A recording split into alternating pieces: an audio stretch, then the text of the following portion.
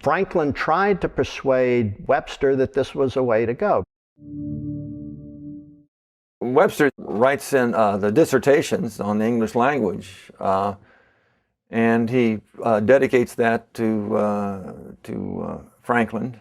While he was living in Philadelphia, there was quite a bit of interchange, between the two, and he admired him quite a bit. And I think some people say that Franklin thought that he would carry on, some of the ideas that he had, and it certainly looked like it, in the dissertations that he was, moving in that direction.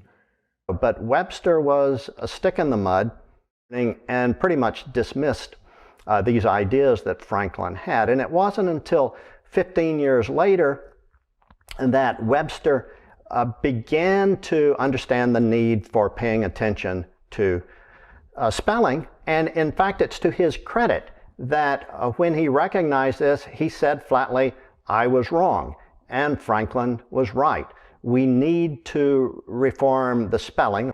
However, in embracing the need for reform at that time, he went too far and proposed alterations to the spelling that met great resistance. So he was too extreme. These ideas were rejected, but when he finally came to write his first small dictionary of the English language, a compendious dictionary of the English language, he retracted some of these over-the-top proposals, and his ideas of spelling reform were more modest. And in fact, many of those have stayed with us. Theater and center spelled ER instead of RE. Dropping the U in color and honor. Spelling check, CHECK instead of CHECQUE. Defense with an S instead of a C.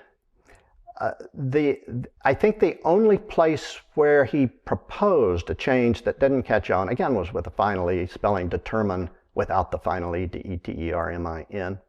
But otherwise, what he came up with in his first small dictionary seemed logical, modest, workable, and with a few changes. That's essentially what he kept for his great dictionary of 1828, and those, of course, have been staples of American spelling ever since.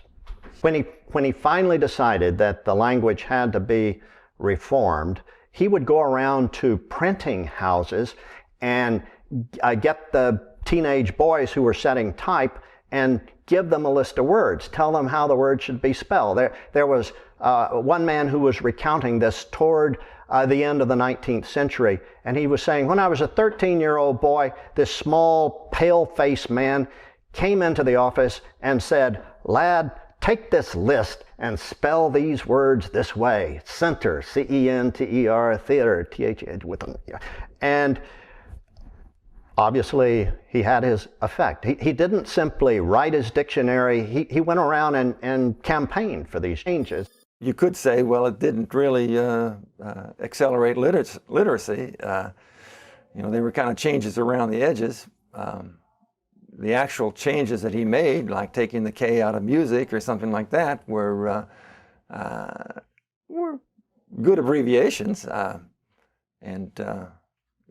Words he did change, were changed for the better, but the system really wasn't changed that much.